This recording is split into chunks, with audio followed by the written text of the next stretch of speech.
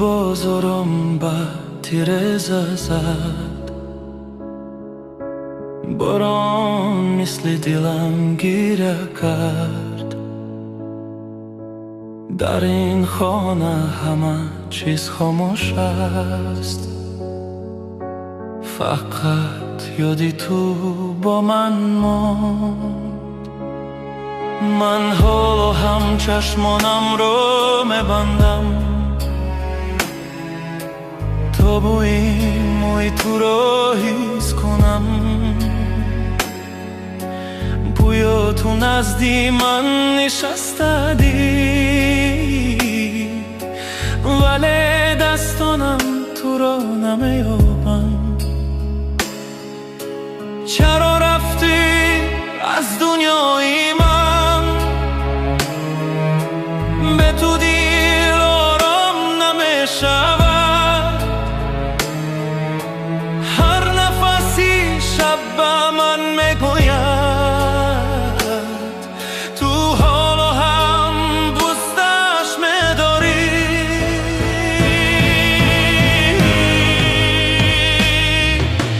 بوی موی تو را پزمان شدم، مثل شبه کی به ما هر بلش دست تو قصه دارد. هر خطیر مرا مسمازانم. بوی موی تو را میچویم در شمعهای این شبی سر. تو دوری ولی در دل من